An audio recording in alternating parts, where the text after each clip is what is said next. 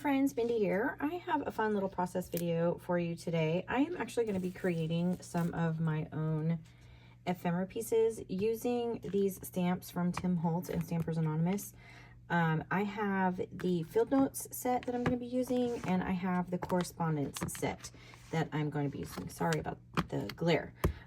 What I'm going to do, I mentioned, if you saw I think it was my unboxing for a house of books with the vintage papers. What I'm going to be using is actually some of those papers to kind of create my own little vintage ephemera.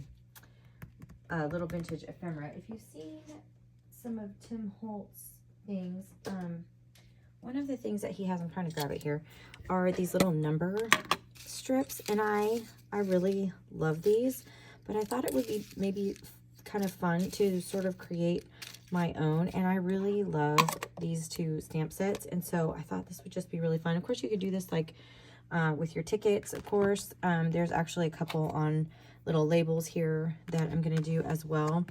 I mean, you could really do the sky's the limit, but what I'm going to be using to do this are kind of the little offcuts of some of these really patinaed papers that I have. So trying to find where, so I can show you what my intentions are. So whenever I recently made a collage masterboard, I can't remember when that video is going to go up, so I'm sorry if these are out of order, but when I do any kind of collaging or whatever and I'm using like book text, I like to trim off the ends, like the sides of them. Let me get this out of the way so that there's not that really annoying glare, sorry. So I just cut off like the sides. These are actually from some music paper, and so you already have this like really great patina on here, and some of these actually even have these little numbers on them, which is so amazing. And so I'm just going to cut those out, and those are just really great layering pieces, and so I'm just going to kind of make my own little ephemera. So these are all off of this music paper. This one that I had, so I'll probably do on the back side of here, but I also have done like in book text, like this was a page that I was doing something else too, but like down the side of this I can stamp that. And you can also do this with you know, if you have some smaller rubber stamps, like alpha stamps, you could spell out words and make your own like word strips or whatever. And then I just have little pieces, little strips, because whenever I'm doing anything, I always save all of my scraps. And so this is from actually like from a paper pad. This is like a handmade paper. Again, I have some hymnal that's got that same space over to the side, and it just has, you know, it's already got that vintage feel to it because it's already got the patina from, you know, being old. And then I did actually throw in here, I have just some regular, I have some craft cardstock that I have cut off. Here's just a random 5. I also have this is actually packing tape. So there's like glue on the back, but this makes really good ephemera. You can actually make journals out of it with this to bind the pages together. There's all kinds of stuff you can do with this. It's just really sticky when it gets wet, so just be warned. But you can even make like your own kind of faux washi with that. So I have some of that in here. And then I have some of these other ones too these are just like a different patina. These are from an older book text. And then some other ones, again, it's just different colors and textures and stuff from the pages being different. So here's some more of that packing tape. And then these are actually some scraps from By the Will for God, but just because they already have that beautiful aging to them, I think these would be really good for those as well. I even pulled out one. This has got some very faint, I think this is probably distress ink on it, honestly. So I feel like this will make really fun pieces too, especially with the label.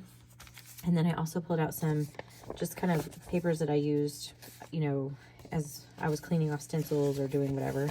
And so I will actually stamp along, but this is kind of the space that I'm talking about, you know, outside of the text block here, you know, you have all of this space, especially in some of these older books. And so I'm just going to use some of these areas here to, because this is a wider margin here, I'll be able to use some of those bigger stamps. And I just thought it would be fun to do that on camera. You can kind of see, and again, we're kind of, you know, kind of mimicking this, this idea.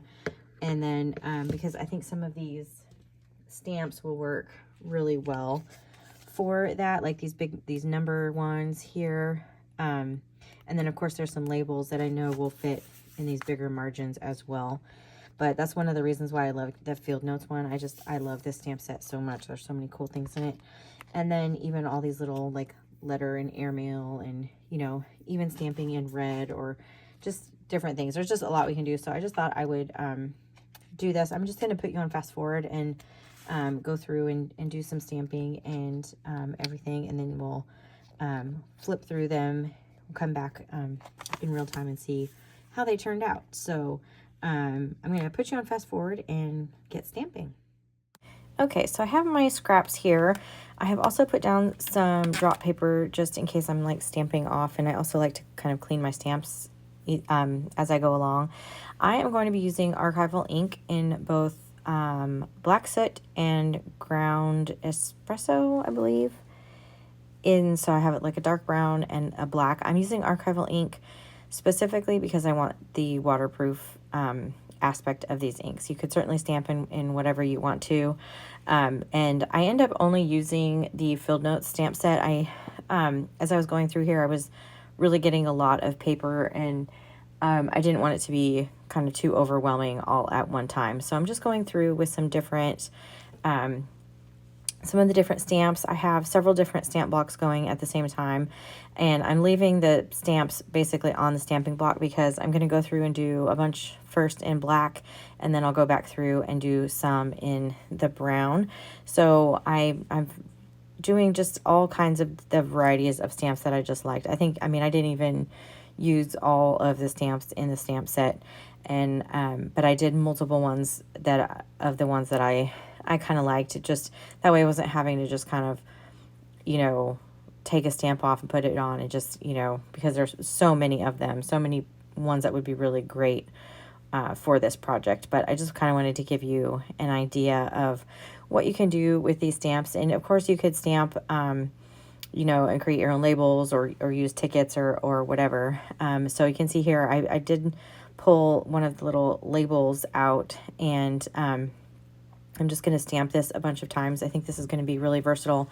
And then I'm just going to stamp some of these little numbers in there just so you can kind of see what that looks like if you go ahead and stamp them.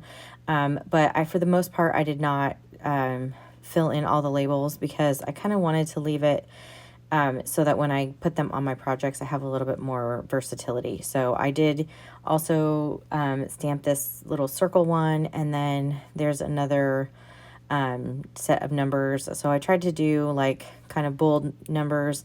I did one that said like figure 1, figure 2, figure 3, I think.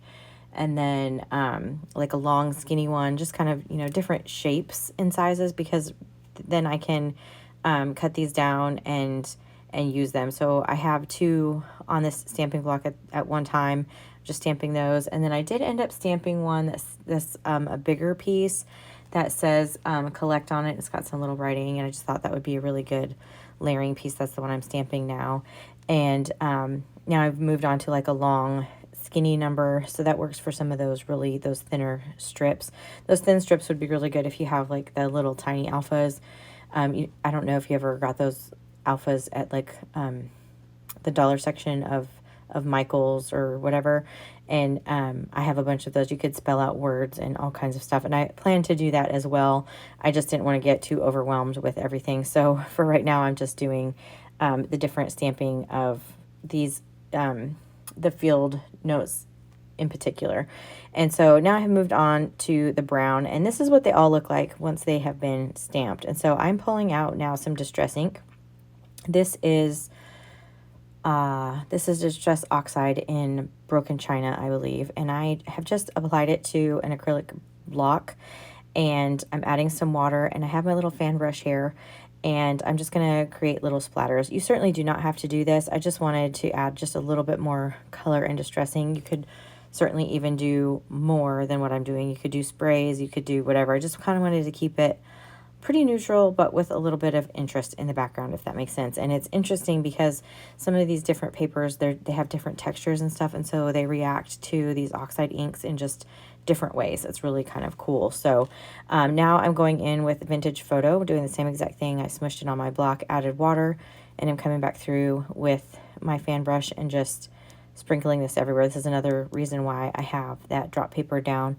So I just didn't have to worry with any of that. And I just kind of spread them out, you know, as well as I could, so that they all can get some of this color. And then now I'm going through with some white gesso and just doing the same thing. I just wanted to add, I just think white is really good contrast anytime you have this. And so it just adds a little bit of interest. Again, if you had a specific color palette you wanted to do, you could certainly grunge these up a whole lot more than I did. And then I cut them out. I didn't make you watch that part, but I left some of them, you know, kind of small, and then I left some others with a little bit more space. I didn't cut out these circles yet. I'll just deal with that whenever the time comes for me to use them. These are those ones that say collect on them, and I love how the different oxides reacted with the different kinds of paper. And then I have these labels that I did, and some of them are stamped, you can see, with the numbers, and then some of them are just the scrapbook paper, or some are and then these are the actual like aged papers. And so I'm going to kind of go through here.